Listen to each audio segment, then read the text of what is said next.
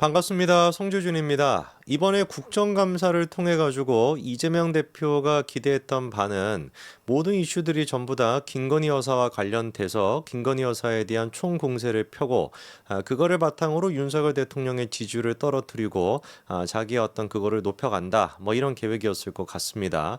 아무래도 이제 그 윤석열 대통령의 국정 지지율이 10%대가 된다라고 한다면 11월 달에 이재명에 대한 선고가 유죄가 나온다라고 해도 약간 좀 묻히는 경향이 없지 않아 있을 수밖에 없겠죠.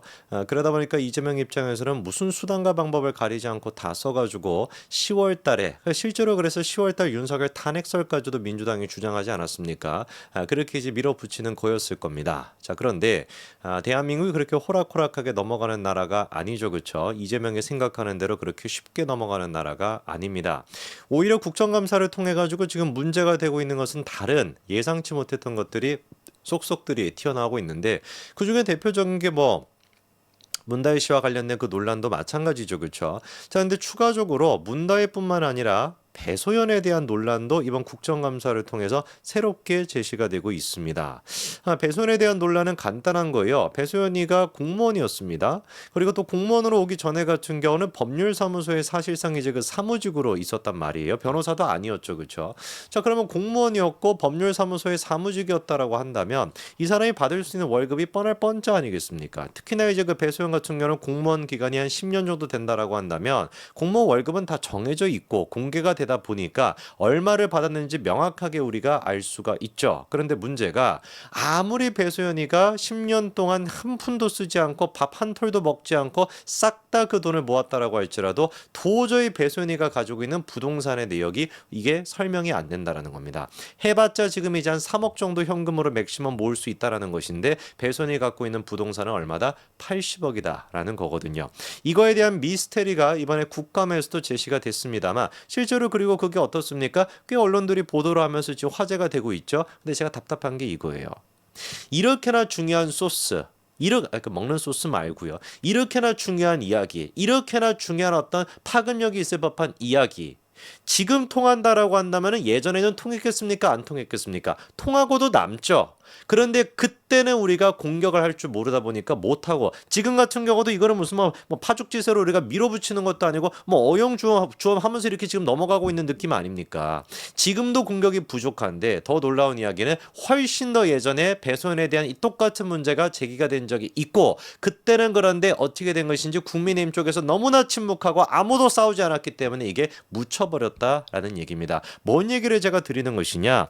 때는 바야흐로 2022년도 8월 25일로 건너가게 됩니다. 2022년도 8월 25일, 뭐 지금으로부터 한 2년도 더 된 그런 일이죠, 그렇죠? 그런데 그때 당시에 저랑 같이 방송을 했던 분이 한 분 계시는데, 그게 이제 그 장진영 변호사죠, 그렇죠? 저랑 이제 뉴스트라다무스를 같이 하시지 않았습니까? 근데 장진영 변호사가 2022년도 8월 25일 정확하게 그 방송에서 뭐라고 얘기한 적이 있냐? 배소연의 남편이 언론 인터뷰를 마쳤다. 근데 그 인터뷰 내용이 이재명에게 불리한 내용일 것이다. 이런 얘기를 한 적이 있습니다. 여러분 혹시 들어보신 적 있습니까? 들어보신 적 없죠, 그렇죠? 왜 그렇겠습니까? 이게 분명히 장준현 변호사가 이렇게까지 밑밥을 깔았음에도 불구하고 그거를 받아가지고 국민의힘 쪽에서 막 파죽지세로 밀어붙였어야 되는데 공격을 안 하다 보니까 그냥 묻혀버리게 되는 거예요. 여기서 지금 얘기하고 있는 배소연의 남편이라고 하는 사람이 극단 선택을 한 그분을 얘기하는 게 아니죠, 그렇죠? 배소연의 실질적인 호적에 등록이 돼 있는 그 지금 남편을 얘기하는 것입니다. 당시 이제 그 장준현 변호사가 뭐라고 얘기를 했었냐? 단독 보도를 해보겠다라면서 배소연 씨의 남편이 모 언론과 인터뷰를 진행했다. 진행하려고 한다가 아니라 진행했답니다. 그때 당시에. 그러면서 장 변호사가 그 전 방송에서도 뭐라고 얘기했었냐? 내가 생각하기에 이게 좀 말이 안 된다. 뭐가? 배소연이가 부동산 재산이 공시지가로 50억이고 시세로 봤을 때 80억이 된다라고 보도가 됐다는 내용을 내가 얘기하지 않았냐. 그런데 극단적인 선택을 했던 김모 씨 같은 경우는 또 배 씨가 갖고 있는 그런 어떤 주택에서 발견되기도 했었는데 암만 생각해 보더라도 배소연의 재산으로 이런 식의 부동산을 사는 게 말이 안 된다. 이 얘기를 언제 했던 거예요? 2022년도 8월 달에 이미 했었던 겁니다. 배소연이가 실질적으로 갖고 있는 아파트가 정릉 아파트가 8억 2,500만 원 시세로, 잠실 아파트가 28억 5천만 원, 광교 상가 주택이 35억, 분당 아파트가 7억 4,500만 원입니다. 극단 선택을 했다라고 하는 이른바 그 내연 관계에 있었다라고 하는 그 남자분 같은 경우는 광교의 상가 주택에서 이제 발견이 됐었죠, 그렇죠? 통합해가지고 이제 79억 2천만 원으로 8억 80억 가까이가 된다라는 것인데, 당시에도 장 변호사가 뭐라고 이제 지적을 했었냐? 이재명 의원 부부의 재산이 30억 정도인데 배 씨 재산이 80억으로 훨씬 많다. 이상하지 않냐? 한국에서 주된 경력이 이 의원 부부를 돕는 그런 공무원이었던 사람의 재산이 이 의원 부부보다 훨씬 많다. 이게 말이 되냐? 이거는 지금 생각해도 말이 안 되잖아요. 만약에 예를 들어서 제가 국회의원이 됐는데 제 보좌관으로 왔던 사람, 근데 이 보좌관으로 왔던 사람이 그 전에 무슨 뭐 사업을 하거나 이런 것도 아닌 것이고, 사실상 그 전에는 그냥 비서 같은 역할을 하다가, 그리고 지금 와서 나도 마찬가지로 20대인가 그때 만나가지고 십수년 가까이를 나랑 똑같이 비서를 이렇게 지내왔던 사람이라고 한다면은 이 사람의 재산이 나보다 한 2배 이상 많다. 이게 도대체 납득이 되는 얘기겠습니까? 어떻게 생각했는지 간에 이게 납득이 안 되는 것이잖아요. 그러다 보니까 자연스럽게 우리가 의심이 되는 것이 80억의 실소유주가 배소연이 아닐 가능성이 굉장히 높다. 이거 아니겠습니까? 그래서 그때도 이제 장 변호사가 뭐라고 그때 얘기를 했었냐? 배 씨 소유로 되어 있는 80억의 재산의 실소유주가 누구냐? 이런 것들이 배소연의 남편 인터뷰를 통해서 나올지 지켜봐야 된다. 남편의 입장에서는 배 씨와 이재명 의원의 관계가 어떤 관계라고 진술할지.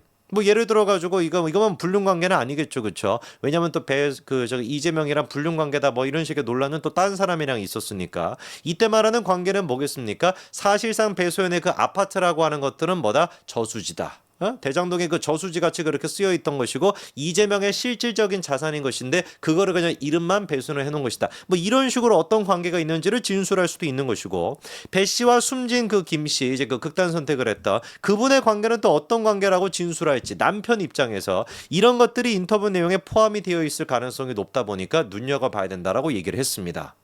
그래서 장지현 변호사가 분명히 인터뷰를 진행했다. 이미 그때 당시에 진행이 됐는데 안타깝게도 이 인터뷰가 공개가 되지 않았단 말이에요. 어떤 언론이랑 했는지도 공개가 되지 않았습니다. 저는 그게 아직도 미스터리예요. 만약에 그때 당시 우리가 이 문제에 대해 가지고 국민의힘이 당적인 차원으로 밀어붙이고 여론을 형성했다라고 한다면 언론사가 그거를 공개를 안 할 수가 있었겠습니까? 아무리 일방적인 주장이라고 할지라도, 일방적인 얘기라고 할지라도 국민의힘이 그런 식으로 뭔가 맞받아쳐주고 국민의힘이 뒤에서 그런 식으로 서포트를 해줬다라고 한다면 그 공개를 안 했겠습니까? 공개하고도 남죠. 참 진짜 이런 거를 봤을 때 제가 아쉽다라는 생각이 드는 거예요. 배소연의 실질적인 남편이 누굽니까? 민영기라고 하는 사람이거든요. 그리고 이제 그 배소연과 같이 살고 있던 사람이 이제 그 김현욱이라고 하는 사람이죠, 그렇죠? 그러다 보니까 배소연이가 김현욱을 만났을 때는 호적상의 남편이 있는 상태다 보니까 이제 불륜이다, 이런 식의 이제 논란이 있었던 것인데, 민영기 씨 같은 경우는 경력을 봤을 때 특이한 점이 있습니다. 2016년도에 배소연과 결혼하게 되는데요. 2018년도에는 부산에서 축구팀 코치를 맡고 있다가 2019년도에 성남FC의 또 스카우터가 되게 되는데, 2019년도 같은 경우는 또 하필이면 성남FC랑 연관이 돼 있는 거예요. 근데 2019년도가 또 어떤 때입니까? 그렇죠. 이재명의 후임인 은수미가 성남시장이었을 시기가 바로 2019년도죠. 그리고 이제 김사랑 씨 같은 경우는 이런 민영기에 대해 가지고 뭐라고 얘기를 했었냐? 사실상 성남FC를 좌지우지하는 사람이 누구다? 민영기라고 하는 사람이다. 그럼 민영기가 도대체 뭐라고 성남FC를 좌지우지할 수가 있었을까? 뭐 우리가 높은 확률로 봤었을 때는 배소연의 뒷배를 믿고 그렇게 한 거 아니냐라고 하는 의심이 또 드는 거 아니겠습니까? 2016년도에 민영기랑 배소연 두 사람이 결혼을 했고요. 2017년도에 극단 선택을 했던 김현욱 씨가 이혼을 하게 됩니다.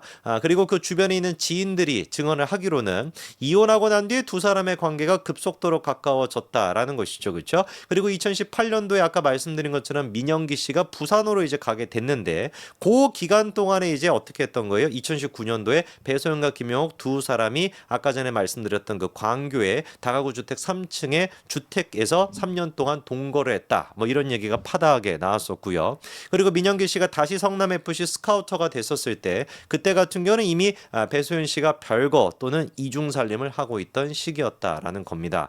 이 모든 것 것들에 대해 가지고 이제 민영기 씨 입장에서는 미치고 팔짝 뛴 노릇이겠죠. 자기 입장에서 같은 경우는 아내도 잃게 돼, 가정도 잃게 돼, 그리고 이제 모든 것들을 다 잃어버린 그런 느낌이 있다 보니까 배신감으로 진짜 가슴이 터질 법한 상황이었을 것인데 그런 상황이다 보니까 언론과 인터뷰까지 했던 거 아니겠습니까? 국민의힘은 지금에라도 배세연의 이런 이해할 수 없는 자산에 대한 게 논란이 됐을 때 지금에라도 빨리 민영기 씨에 접촉을 해서 민영기 씨의 얘기를 만들어내야죠. 민영기 씨를 끌고 나와야죠. 그게 정치 아니겠습니까? 참으로 진짜 답답할 노릇이네요. 국회의원의 그 권리, 국회의원으로서 그 파워를 가지고 뭐 하는지 모르겠습니다. 여기까지 말씀드리겠습니다. 감사합니다.